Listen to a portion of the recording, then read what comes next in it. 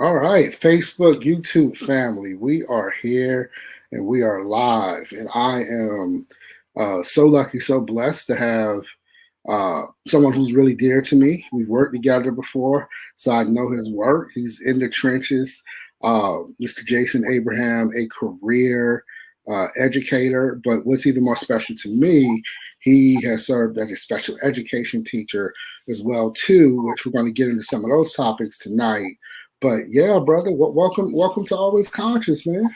Well, that's good. I mean, I've been seeing you around. You're doing some big things. You and Rajon Lewis down there in the Low Country, Yeah, doing good things, and that's really good, man. Over the last, I'd say, 5 years, I have tried my best to rediscover Black men. Me being a Black man, I think we have lost our way in who we really are, and part of it is our fault. My wife calls me on that a lot about things. If not you, then who? mm, And I can see that we've lost our way because now more than ever, young Black men look to people who don't even live in their communities true. as their mentors. And Yes, the mentors are not even aware that they're mentoring them. That when they put out a product on the market, that Black men who don't have direction will so quickly grab onto. One of the topics that's dear to me is our discussion about this snitching rule. Like that really bugs me about how we can loot in the streets and we want a white cop to pay for killing one of us, but we have a no snitching clause in our communities. Like that really is a very confusing thing for me as a 49-year-old man. So imagine what it's like for a 12-year-old boy growing up in the Bronx. What's the direction he should go, because the people in his community are being um, marketed by the people who aren't in their community. So I mean, because how many JZs and Meek Mills come out of those communities? They're very few. I mean, even JayZ will tell you, don't follow me, don't do it my way. Even though he's a billionaire, his way is very, very risky. And it really depends upon the climate, um, what police policy is. Then if you've been incorporated into a sting, if you ever watched his story, JayZ, when he talked to David Letterman on his show, we almost didn't have a JayZ. And had he not, put out a song that got him recognized by another rapper, and that rapper didn't take him out of town, he was in Europe when the sting went down on the crew that JayZ ran with. right. And those guys all did big time, but JayZ was that's luck. That has nothing to do about skill or taking the chance of opportunity. He was very lucky that he wasn't a part of that sting. And so that's kind of where we start when we talk about education for the Black male. It's not geared towards educating the Black male for what's going on in their community. It's geared towards, first of all, education is born out of imperialism here in America. It might not be that way in other countries, because I'm not as familiar with a country's history as involved in education as I would be about here in America. But here in America, it's based upon imperialism. And imperialism always has a level of classism that helps it operate. And you said something to me one time. I remember we were in the hallway and we were talking, and we talked about, I think that was during the time when Obama was going for his second term, and there was a lot of talk about him being a socialist. Mm, And you made this statement I'll never forget, because I still use this. I said, we hate socialism unless it's our sports. And when it's our sports, we're okay with socialism, because that's what sports is. The team that loses the most gets the first pick, or in the NBA draft, he gets the most picks in the lottery, the most chances to get the number one pick. trying It's to a equal up the football playing situation. field. Yep. And we do that a lot with not just sports. We do that a lot with the way we live within our communities, because our smaller communities are, to me, more integral than the whole, because they're the ones that you can have the most impact in. You can have the most impact on your street than you can in your city.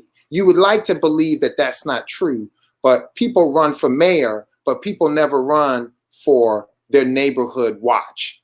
They never run to say, hey, I'm going to be responsible for these people on my street. They take on a larger cause and they think that they have more impact. But I think that you have more impact if you can take care of the people who live around you. And that ideal is perpetuated if you divide the neighborhoods and the communities. And you have one community that is less fortunate than the other community. So it makes it very difficult for you to be an activist when you don't even have money to buy food for the week. Very true. And it makes it easier for a person in a suburb to care about their community and be more active in their community because all of their needs are met. And we know this. We know this. I mean, we learned about this in school about meeting. What's that pyramid we study? I forget his name is escaping. Maslow. Yeah, Maslow's pyramid shows you like having those needs met. So through my 15 years of being a teacher, I went in more bright-eyed than I am now. I'll admit I'm a little more jaded because I have experience. I guess that's kind of the course of things. With anything in your life, you become more jaded as you do it more. You know, being a Patriot fan, you're a little more jaded now that you don't got Brady and you got Cam in the backfield. You know, it was real. So, it's made me more jaded because we don't stand true to what we say. Right. For education, because I looked up a definition of what education is supposed to provide, and I picked two places. I picked the uoppeople.edu and chartercollege.edu, and they're all very similar. It says education establishes a foundation not only for your career, but it teaches you information that's useful for years to come. I'm gonna touch upon that in a little bit about the years to come, and then it also says that. The uoppeople.edu says those who get an education have higher incomes. They have more opportunities in their lives. They tend to be healthier. We know that that's true. Societies benefit well. But here's the thing that really jumps out at me is that education completion in the society that has the highest level of education have lower crime, better overall health, and they have civic involvement. And that's the key. And that's what we're missing in our Black communities is civic involvement. And what I love about Killer Mike is that, or Michael, as he likes to be called, because he says his mother loves to hear people call him Michael rather than Killer Mike. She named him Michael. Yeah, she named him Michael. Michael talks about having a plan. You know, we don't usually have a plan. We run to the streets and we scream things, but we don't really have a direction. And that direction leads us to having youth who don't have a direction, so they latch onto the things that they see the most of. And that can I interrupt just for a second there? Yeah, absolutely. You're touching on something very critical. And so as we're talking about what is the purpose of education today, in the road that you're going down, and I totally agree with everything you're saying, by the way, are we properly educating our children? I would say no. I would say no. Our schools are, if we ran businesses the way we ran our school system, they would fail.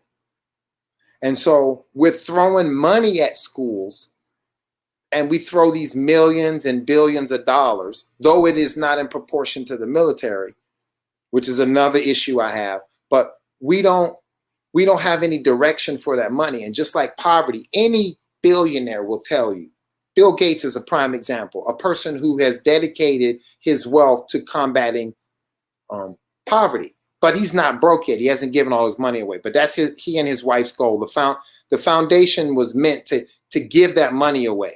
But they also say you could eat through this money in a couple of years and have nothing to show for it. Yes. So throwing money at poverty is not going to work. And the same is for our schools. Us throwing money at it doesn't work because the model we have is not effective anymore. It is really based upon ritualism. We ritualistically teach things. One of the things it's kind of been in my crosshairs recently is graphing inequalities.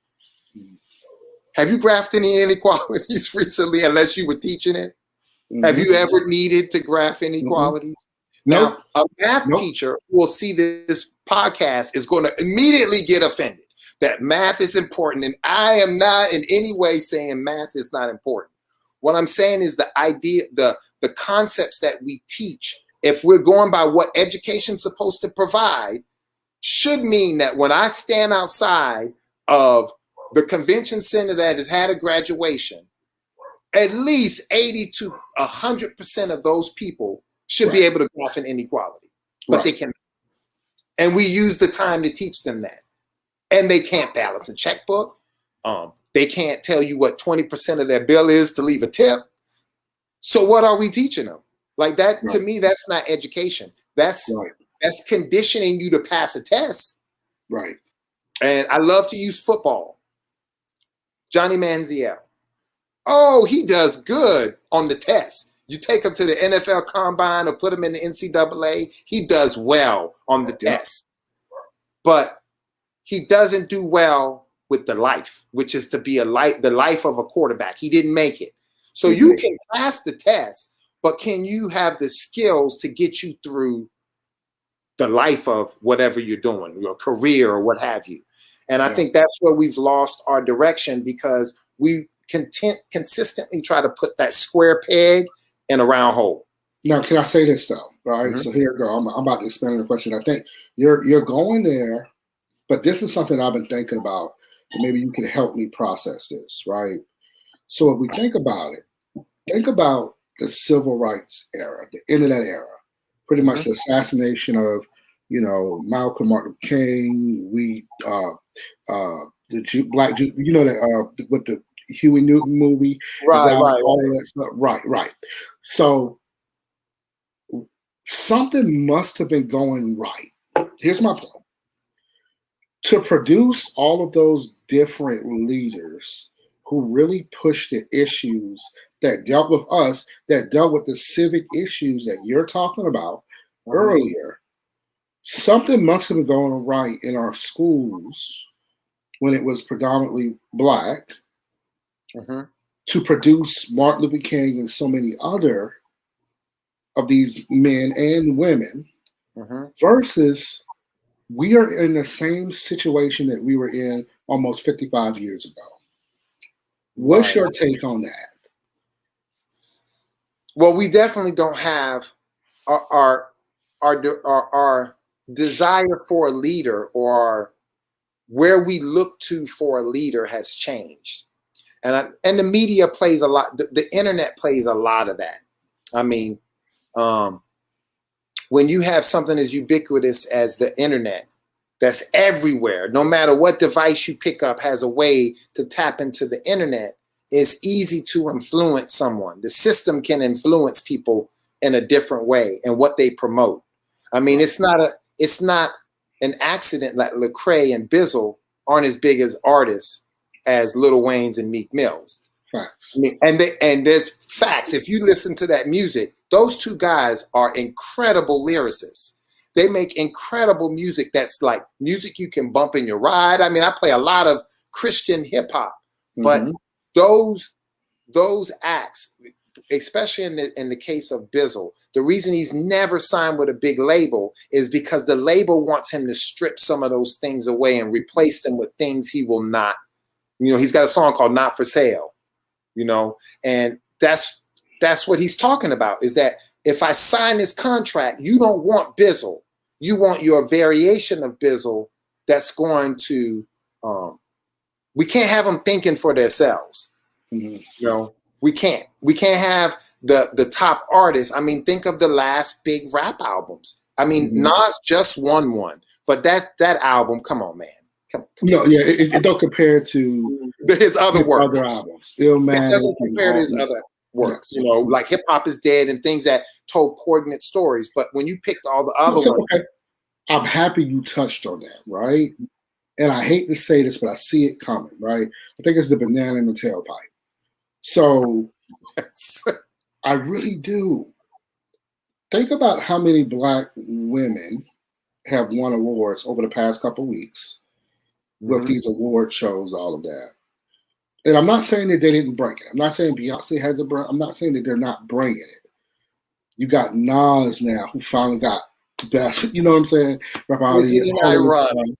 Yes. It feels like with the Black Lives Matter movement and all of this, this is what people are trying to do to see, we're really not discriminating. We're really not that racist.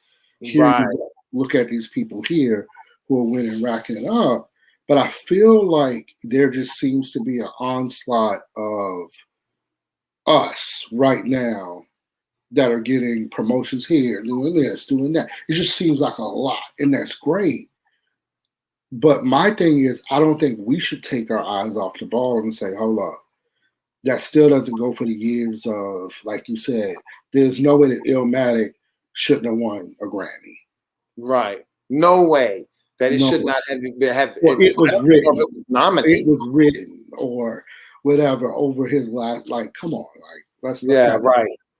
Are we doing Holly Berry Monster Ball type thing? Like what's up? You know what I mean? It feels very forced. I felt that too. I was saying the exact same thing when I saw Beyonce. I mean, Beyonce is a great artist. Like, if somebody came across this, in no way am I disparaging Beyonce. Hey, no way. First of all, Beyonce is the queen. She's the queen. She's incredible. We respect Beyonce. There you go. But if Beyonce were to sit back and say, I'm going to pick a year where I honestly felt the work I put out deserved to be recognized as the best, I seriously doubt she would pick last year as her best. Now, did she put out some very impactful things? Absolutely. The film on Netflix is a very impactful film, but that's not what we're talking about. We're talking about her as an artist. But on Disney, the Blackest King on Disney. Yeah. Yeah. So, I mean, before that, if she were going to pick a year, there's no way she would say that last year was her best, work as an artist. As a human, maybe she could say last year was because of us going through a pandemic. But that's not what we're discussing here. We're discussing about who are we putting in front of our children to see, and do we have legitimate equity? Equity is where I really want to touch upon, because all of these things are centered around, Corey, America does not see us as having equity in this country. And I can prove it to you. I want you to imagine if you and your wife, you're in Canada right now, and I hopped on a flight and I flew to wherever you were in Canada, and I landed and I came over to your house and we sat down. And as I walked into your home, you and your wife were discussing which credit card to pay off first. And I chimed in. I can almost believe that you would turn your head and say, hey, Jason, it's not your business. You don't have any equity here. You can't comment on it. It's what we're always told. We're not seen as having equity in this country. And equity is actually one of the earmarks of wealth. When we talk about wealth, if we compare our wealth with white America, and when we talk about how our households' wealth is divided. So white households have an equal split between real estate, equity, and mutual fund shares, pensions, and other assets. But those of racial groups that are not white, their wealth is composed mainly of real estate and pensions. 38% of it coming from pensions. And it's the same across the board, and that's 2/3, that's 66% of Americans' wealth is tied up in real estate and pensions. But no equity and mutual fund shares carry a significant portion of that wealth. That shows you that not only does America not see us as having equity, America exits us and keeps us out of the equity conversation. And they use those same tactics like they're doing with Beyonce and Nas, mysteriously near the twilight of their careers, winning these big awards for projects that pale in comparison to their previous works. We do the same thing by LeBron James's and the JayZ's and other, mega wealthy people. It makes it seem like, hey, America's an even playing field. You can be a millionaire if you apply yourself. Corey, there has never been a bigger lie told to the American people. And the thing that's most frustrating for me is the people who hate me and hate people that look like us have been duped as well. The poor white American has been duped. They have been told that this system of capitalism is a level playing field and everybody has a chance to become wealthy in this capitalist society. My mother used to say, Jason, if everybody got rich, who's going to pick up the trash on Tuesday? It's a lie. It is not a level playing field, and it's not a level playing field for 80% of America. If it were, why is 99% of our wealth tied up in 1% of the population? But people will die for that. Corey, they'll die and vote for someone that they don't even align with morally because they believe in that falsehood so deeply that we all have a chance to be rich. Well, so let me ask you a question about that. But where does our it's funny you're going there. I'm always bringing us back. And this is why I started with this topic first, but always conscious as I break out this series here. I believe one of our first ways to becoming conscious as a group of people is understanding how much education affects everything in our life. And what I mean by that is, think about this now. Think about what you just said. What schools are these people graduating from? And that's even cross color lines, right? Like we're talking now, economics, right? We're going to have an episode 3 because you're touching upon something that the equity, I wasn't done with equity. Right. And I think I said this to you before, that the endowment of Harvard or Princeton, take your pick, is larger than every HBCU in this country. Absolutely. That, I think it comes to like 32 billion, I think it was, for all the HBCUs, and it's like 35 billion. I'm in the ballpark. I researched it. That's what their endowment is. That tells you right there that they don't see us as having equity. And part of it is we don't have equity. But what's the reason we don't have equity is what we should touch upon, is why we don't have equity. Why? Yeah. I mean, are we just like racially predisposed to not making money? Are we lazy? Do we not love our children? So, absolutely. But do you think that starts in school, though? I can tell you this much. It's part of it starts in school, but it even more starts in school if you have a person that is showing up to school and they don't have a role model in their home, and they go to school and the people who should become role models don't look like them. Absolutely. Absolutely. I think you're hitting that 100%, but I want to push us a little deeper.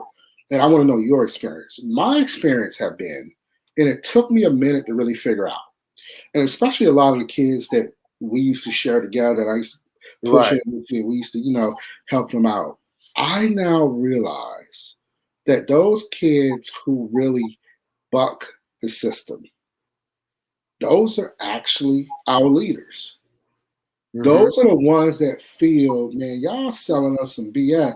This ain't right. This ain't what I need. Just like you said, with the plotting, right, and all of that stuff. Man, you telling me I don't need all that. This is what's in front of me. Give me what I need to survive. And they were like, no, you need to do this. We got to get you up this percentage point. You got to be able to 25th percentile. You got to do this and that. That doesn't compute to them. Because they're like, nah, I'm not going to use any of that stuff. I'm talking about how I get my mom out of this situation we in. That's right. How do I do that? That doesn't correlate to me. So when we come and we push this narrative, do this, do that, you need this, and you're going to be successful, you're going to graduate, they push back because they feel it's not truthful and it's not right. And that goes back to what you were saying. telling that lie. Everybody can be a millionaire. Oh, go to college. But the income to debt ratio is so high right now. A lot of first generation college students can't even get home loans right now. Right. That's Which is that. why Forbes magazine did a study and said that's why in 2050, Black wealth is projected to be at 0%. At 0% in 2050. And they measured wealth, going back to what you're saying. They measured wealth, if you quit your job tomorrow, how long can you sustain your current lifestyle without making another dollar? A year, a week, a month, A whatever. lifetime. A lifetime. Two Right. lifetimes. But 2050, we're at 0. Yeah, we'll be at 0. And I see that absolutely happen. And we've taken the fool's gold, because what we do is we flash in front. I mean, who's marketing these rappers? Who owns the television stations and the video programs that are showing this imagery to our Black youth? Who are they targeting? And how are they targeting? Last time I checked, they're not rich Black CEOs who own these companies. I mean, yeah, people are gonna refer back to the Black networks that we do have, and we do have some Black networks, but we don't have the NBCs and the CBSs and the ABCs and the Foxes and the Paramounts. Those are not owned by people that look like us. They're owned by board members that look far from us. So they're more apt to put that imagery in front of those kids that show, if you have this and you have that, this will make you this. Right. And so the kids run for that. So when they come to school and they see me and you, and we're not driving this or driving that, how you gonna tell me about how to make money? Meek Mill told me how to make money. Right. Yeah, and I know he can make money because look what he's got. Right. It's funny, man. You must be on my notepad, man. Every question I get to ask you, you're like prepping it already, man. Well, I've been thinking about this for, I've started to when you become a part of a system and you realize, I feel like sometimes, I'll be honest, Corey, I feel like I'm the slave on the inside of the house. Oh, yeah. And I'm watching all my people outside in the field, and I got it warm in here, but I don't really got any equity. I'm just kind of moving around so I don't get my tail whooped and end up out there with them. And I get really good at it. After a while, the master might give me a piece of silver that he says I can have and keep so I keep, and I feel like I got some wealth, but I don't even own the house. We're killing each over neighborhoods we don't even own.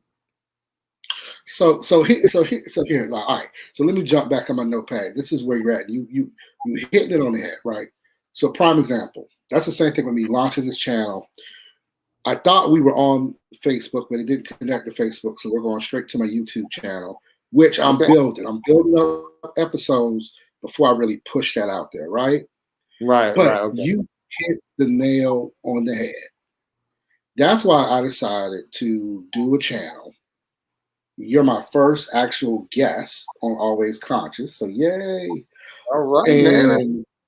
Man, thank you, brother. And it's everything you're saying. What happened was, Abraham, I started looking around, and I said, "Wait a minute, T.I. got a podcast. Charlamagne God now has his own podcast network." Mm-hmm. I'm like, shoot, Michelle Obama got a new podcast. LeBron got his the barbershop. Kevin Durant got his thing. Then I'm looking back, and I thought about what Malcolm said, right? I thought about what Malcolm said when he said he's concerned that he said one of the tricks, and I'm not down in any of our people who are out here doing it. I love them. I support them. I hope they come and support us as we move forward and support me. But the issue is Malcolm said you have to be careful because they will start to get people who are entertainers to be your voice. That's right. Versus what we're doing right now, we're speaking from a place of we are two educators who have had kids cuss at us, yell at us, cry to us, look at us as fathers, as gap fathers, and inspirations and really handle a lot of the issues. But now you see a lot of the shows like what we're doing now. Look at it now. Look at the top people. You got Joe Budden and the Joe Budden show, and all they do they talk about hip hop and all of that. That's great. I love it. But you're starting to see now how these networks, and this goes to what you were saying earlier, when you talk about, yeah, we got a few networks, but it's not really there. They're quickly moving to this podcast digital arena. And Okay. those are the people who are speaking for us. So what I don't want to happen, and you brought it up earlier, that's why I love Rashawn too, is people like us are saying, no, let's create something, let's put it out there, let's get ordinary people out there so we can start waking up some folks. Yes. Because that's going to have us fall more sleep. You know, we're focusing on basketball wise. Right. We need to focus on, you know, why that brother shot up that family for the STEMI check, right? Right. For a little bit of money. What's going on in our culture that we need to talk about inside, not outside, but inside. Is it too far for the WAP? Is it not too far? If it is, okay, let's talk about that. Guys had their chance when they did it back in the day. You know what I'm saying? With Luke and the 2 Live Crew and everybody. Right. But are we in a place now where we need to do more? You see what I'm saying? So that goes back to my point to you, and here's my question: where you at? And it goes back to education. Who is really running our educational systems and our systems that teach us everyday information? Because I'm sorry, you learn a lot from anybody or anything you're watching. You're absorbing something. Right. That has now become an educational channel. I don't care if you're watching Basketball Wives. It is now an educational channel. Yes, it is. Who's in control there, brother? You tell me. Who do you think? I like that take, man. I never thought about that. That our kids have already been learning online. Everything they watch is teaching them something. That's content. Yeah, and what they're learning is not always good. Now, some things you can get. I get a lot of positives from the internet and from the shows that I watch. I learn a lot of things. I do a lot of. If you saw my Google feed, my wife laughs at me because I research everything. If I hear a word in a buddy cop TV series, I'll go research it. I heard this word about the other day. It was about this great philosopher, and they said his name, and I sat up here for an hour reading about this philosopher and what made him so famous. I get a lot of good information from it. But Corey, you and I are educated. The kids that we educate aren't going to gravitate to those types of things. What they're going to hear is Meek Mill talk about a paddock. And now they want to know what a paddock is. Then they look at the paddock and they see, oh, this is a really expensive watch. And now they take that information to school. I've seen kids do it. They do it to me and you, Corey. What kind of shoes you wearing? Let me look at that shirt. Where is that? Remember the boys used to talk about the shoes I would wear? Yeah, yeah. They're learning that from somewhere. Nobody is just bored and knows about Jordans. Somebody's teaching them about that. And that means that those kids have, like you said, there are leaders. They have the ability to learn. So we've allowed someone else to take those reins, Corey. You asked the question, who's educating our kids now? CEOs. The CEOs who produce our curricula. That is who's educating our communities. We are no longer, I mean, it's even frowned upon in the district that you go and deviate from the standard. So they write the standard and then they go reach out to a rich guy and say, I want you to pour some money into developing a curricula. And then we're going to sell it to the states, because that's what states do. They buy up a whole bunch of curricula and they push it out there. So when a leader, an educational leader in South Carolina is talking to me about the importance of education, I can't get past the fact that we paid for millions of dollars for this curriculum that we had no input in, because we're the ones who are going to be teaching it. So watch this. So you hit it. You there. You're right. CEO. So let's talk about it. and we talked about to the top, right? We're CEOs. I think college presidents are like CEOs too. The Absolutely. majority, I did my research too here. The majority presidents of Division I colleges are still white men.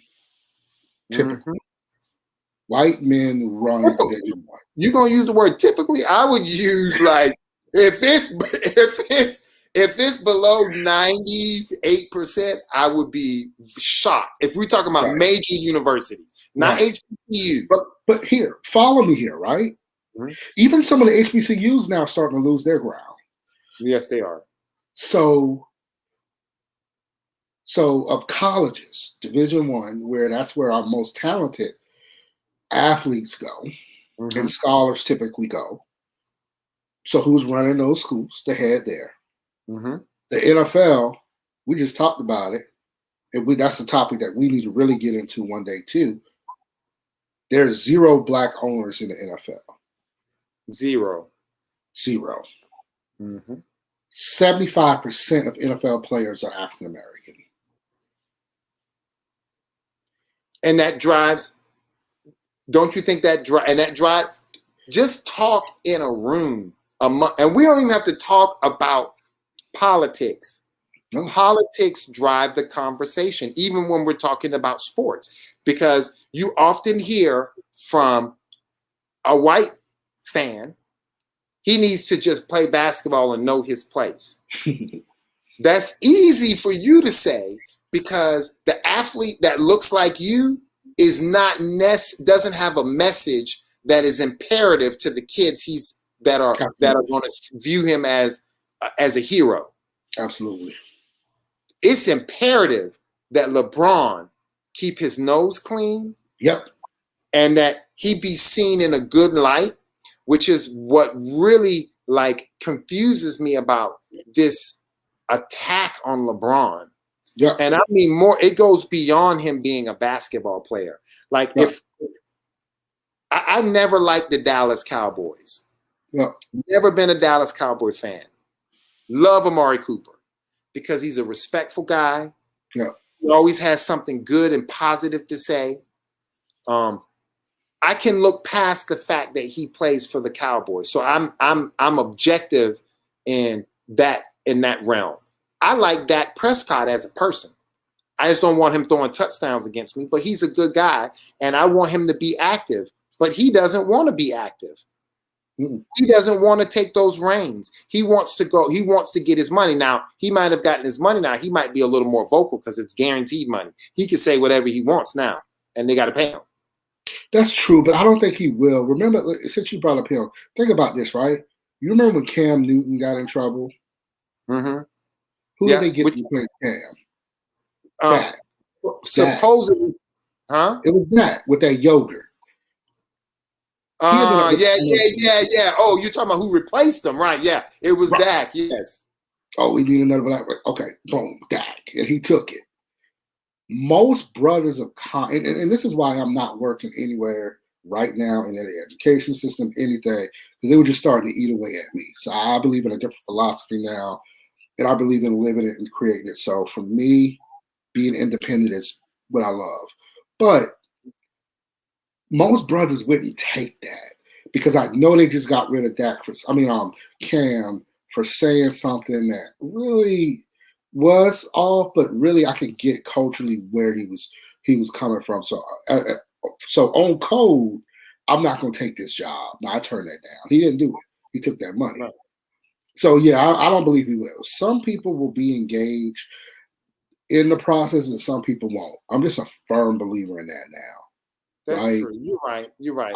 I'm a firm, but even in my situation where I'm sitting back and everything that we're talking about today, and I'm seeing how our kids are being hurt every day, how we're going, and I see, and here, and that's actually going to bring me to my next question for you.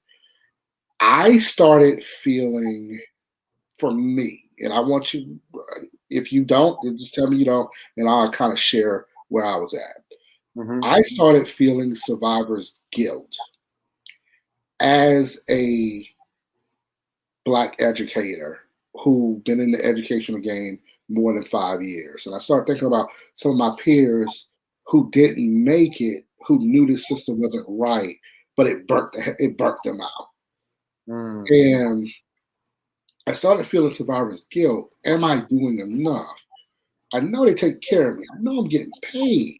Go back to what you were saying earlier about being in that house or being that, looking out. But I started feeling guilty looking at everybody on the outside saying, is it my responsibility to do something else? Where are your thoughts there as a leader, a Black man who has been in education for years? Do you sometimes get that guilty survivor's guilt feeling where you see one of your peers of color or you see they're probably being mistreated or something just didn't go down right, but there's nothing you can do about it? Oh, absolutely. I mean, every one of those boys that I taught there in Charleston, um, I felt helpless many times.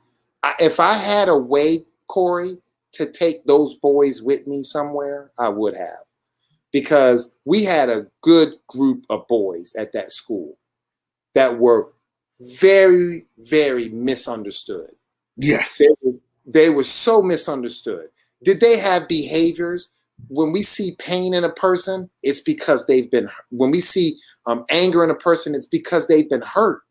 And those boys were hurt and they needed someone to save them.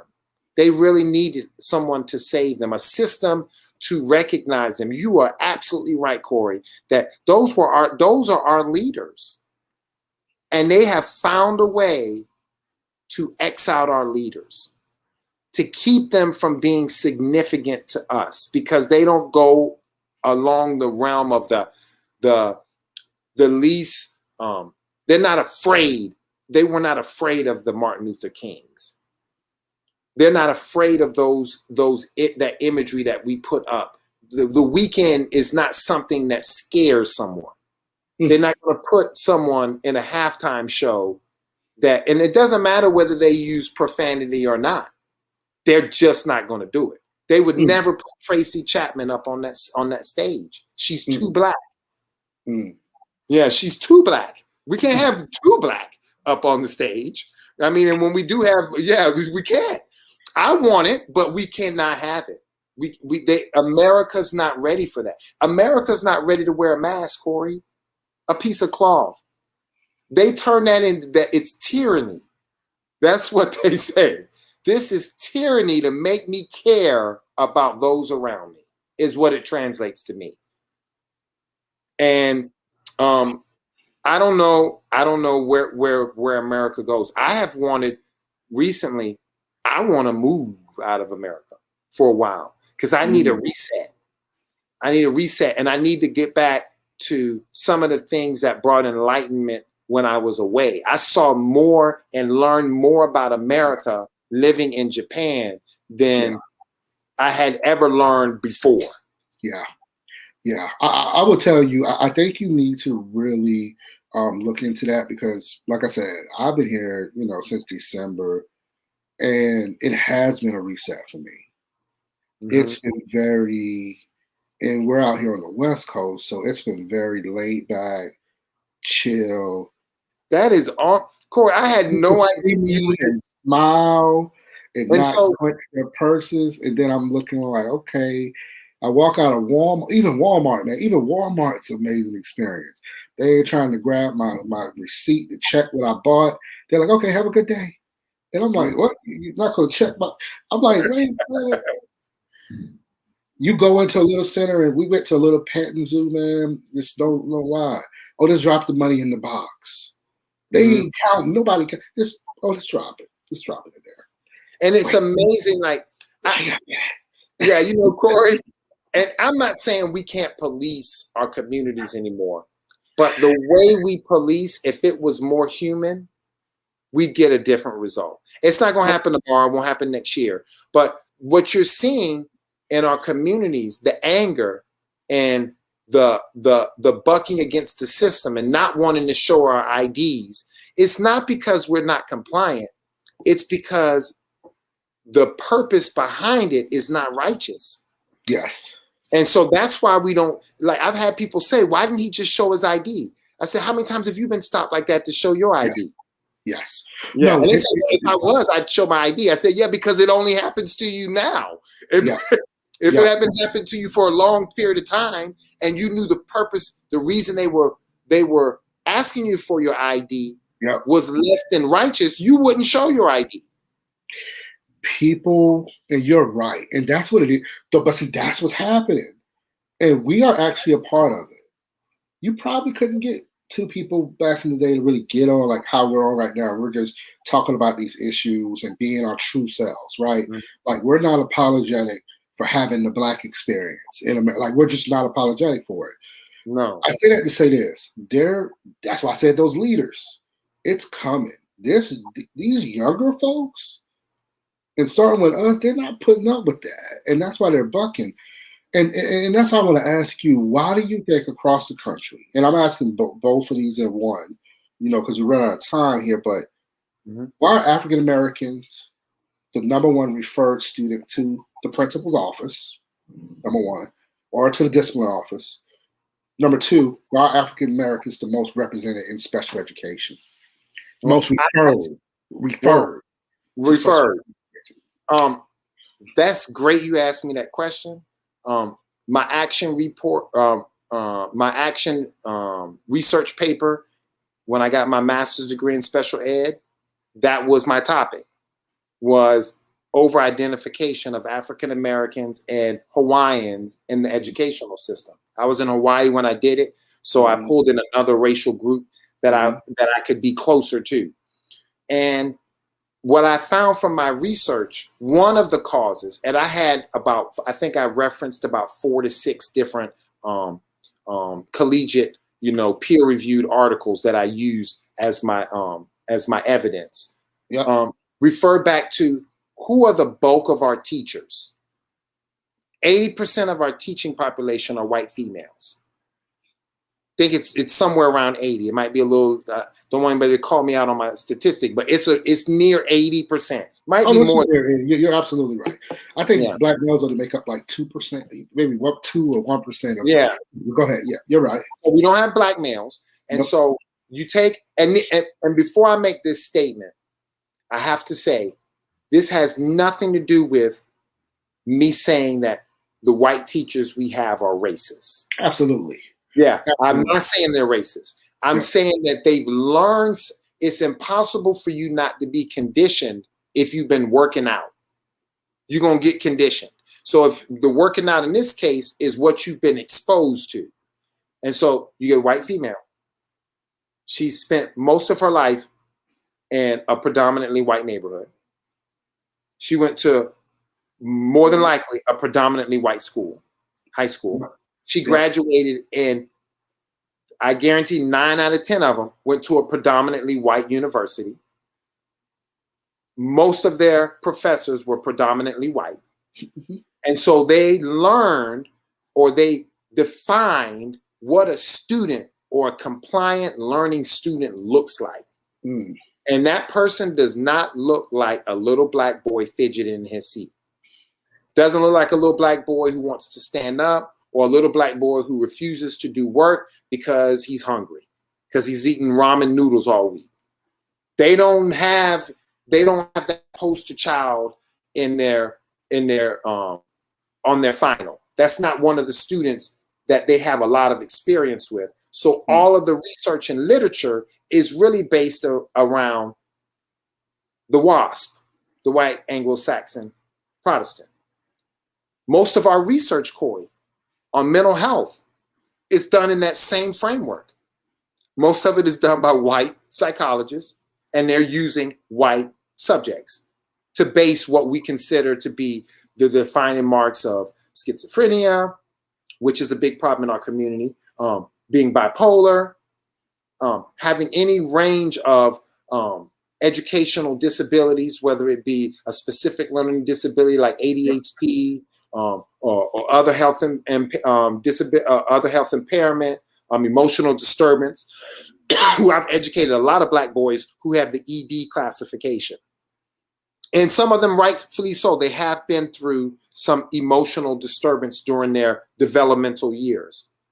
But that's why we over-identify kids.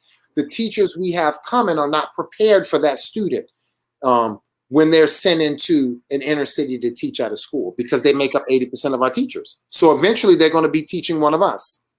And there's a good chance they'll be teaching a lot of us. So they're going to use the definition. Can I say this to you? Can I say this to you? I don't want to stop you. You're right. We're going to have to do a part. We're going to have to do a second part to this. Would you come back for a second part? Can we go deeper? Absolutely. I'll come back. I would love you to have some other people, because I don't know all the answers. No. This is why I definitely am. But this is why I'm digging deep, because you're touching on some key things, and something you just said. I don't want to skip that part, right? Like, and I'm like, that's it right there. You hit it on the head. You're talking about the training, the life training that someone has had, who is in front of children who they really don't identify with. I may love you, this is what I want to do, but I don't identify with these behaviors because it is foreign, it is different to me, right? And my learning institution is really not preparing me to deal with these things. And the reason why I brought that up, because here is something, have you heard of the ACEs study? Yes. Where they talk about adverse child trauma, right? And adverse child, and they talk about how traumatized, and when they first did the study in California, it was a group of middle-class white kids who were so traumatized, not even black kids. I say that to say this. You just said that these behaviors and stuff that we see are probably due to trauma. And this is where I think we'll put a pin in it here. And this is why I would like to do a part 2. And I really want you to think about this. Have we really misidentified a lot of kids then by not taking into account their life experience, which may produce a behavior or even something that looks more like a learning disability that really more is processing due to some past trauma? Oh, right? Absolutely. Oh, Corey, we have to do another part, because you're touching upon not only our misunderstanding, I think, about mental illness in this country and how we identify that mental illness with African-American children, or what we call disruptive or at-risk behaviors. But we also have to touch upon our misunderstanding about addiction, because addiction is rampant in our communities. And we have new research that tells us we have addiction completely wrong. Addiction is really a mental health issue. It's a real mental health issue, and it is a form of PTSD. Yes. We use drugs as an escape. And when I'm talking about drugs, I'm talking about narcotic drugs. Yes.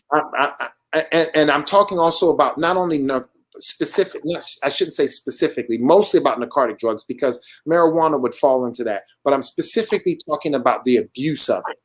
And that abuse, and we have some case studies that studied soldiers that had addiction problems that came back from Vietnam, and addiction problems that soldiers had in World War II, and how those addictions were cured by, one, time away from the traumatizing event. It was longer for a World War II and a Vietnam soldier to touch ground back in front of their wife and their family than it is now.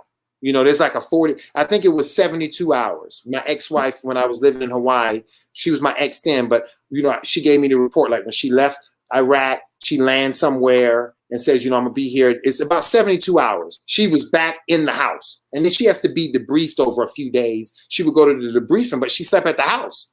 So anything that she picked up during that time, any mental illness, the family was exposed because there was no time in between. So that's one thing. That's why we see a lot of this violence with soldiers when they come back. But the second thing is that we know for a fact that soldiers, when they came back from Vietnam, I think the statistic was like 80% of the soldiers that had addictions were able to kick those addictions merely by being back around family and friends. Mm. They didn't need the drugs anymore. The drugs were their escape during that traumatizing event. See, we misunderstand about addiction. And if that's the case, then how we are responding, because it's not really a response, it's a reaction. How we're reacting to addiction is wrong. We're making them pariahs. We're incarcerating them. We're further driving them from their families and their support systems. So the addiction gets replaced with either criminal behavior or the addiction gets supported by criminal behavior. So it's the way we police as well. And the funny thing about the conversation we're having, Corey, which has really made me start to like feel I'm out of place, is this applies to white America too. Oh yeah, no, it really does. You know what I mean?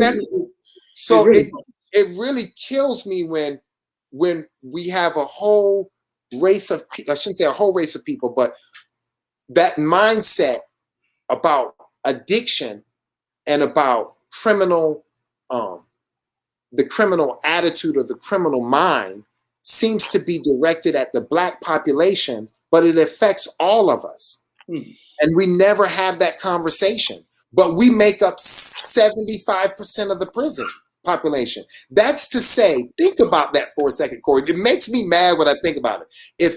If we make up 75% of the people who are incarcerated, what message does that send to America? It sends to America that 75% of the criminals on the streets are Black. Mm-hmm. That can't be true, Corey. If that's true, then that means that we are a different subspecies of human, because that means we have a larger propensity to commit crime. But if you go to rural Kentucky, you'll see that that's not true. Yep. They have meth houses, like we got crack houses. They got, they got meth, what do they call meth heads or meth mamas? They got crack, like we got crack mom. The same things exist. The problem is poverty. The problem is not, the problem is not addiction. The problem is not the color of your skin. The problem those things are what we see are symptoms. And it's hard to explain to a person who doesn't look like you that that's a symptom of poverty. It looks like a characteristic. It's not a characteristic. It's a symptom. Selling drugs is a symptom of poverty. Because if it weren't, then we would see just as many drug dealers in the nice neighborhoods that we see in the bad neighborhoods. Now, they have drug dealers in rich neighborhoods. I'm not saying they don't, but they don't equal the number that you would have on a street corner in Brooklyn. Oh, yeah. It's not true. Yeah, they don't equal. But then the same can be said if you go to a trailer park neighborhood in rural Kentucky. Yeah. You'll see the same saturation of drug dealer or criminal activity that you would see in a Black community. But we don't research that. Yeah. When they research crime, they come to our neighborhoods. Yeah. And so the face and the stats that they get are Black. So America thinks that we dominate crime, we dominate the welfare system, and we don't. It's not statistically speaking, it would be impossible for us to dominate those things. Can I tell you how bad it is? And then we're gonna end it here, and we definitely gotta have part 2. To everything you just said, I ditto that. And here's something that I did not know. You are so accurate that it goes down to the color. 44% of all dogs that are euthanized, that are put down, are Black dogs. Did you know that? Did you know that? I didn't know that. That's all I'm saying. And we have to go to the third one, because we're talking about conditioning, and we're talking about that teacher who's a good person, who really wants to help people. Yep. But she has learned about the Black dog, and she doesn't know that she's learned that yet. And when she gets in front of them, because she has a good They look heart. more, and they literally said the reason why people don't adopt them or rescue them as much because they do look more intimidating. Literally, that Yeah, was we can talk that. And they're sweet dogs. You can pick a black man, the sweetest dog you ever met. Absolutely. Yeah. Absolutely. But Corey, invite me back. I got you, bro. Yeah, anytime. And I love, I've been really desiring is to a round table with black men. I want other black men. I want to hear from them. I want to know their opinions. I also want to tell them that I love them and that I support them and that that crab in a bucket mentality has died as far as I'm concerned. I want to push everyone up that I can. And so I want to be around the table with some men that look like me and have those conversations like what Rajan is doing down Low Country. He's got my utmost respect, man. I mean, he is a brother that should be on the radar of a lot of people's podcasts, bringing him on because he's really smart and knowledgeable, and he definitely has his stuff together. Yeah, man. Yeah, man. I definitely done sent him a little message too. So yeah, let's try to put something together. I believe in it, bro. Let's bring it down. And you showed the love. I messaged you saying, would you come on? You were like, sure. Right. Yes. Like I said, my first guest. So I want to tell you, man, I feel the love and thank you, bro. I love you too. You're very welcome, man. I love you too, bro, man. You take care of yourself, all right? Yeah, man. We'll get it going. And I will send you the link to this interview once it's posted on YouTube, bro. All right. That'd be great, man. Talk to you soon, man. Yeah, man. Bye. All right.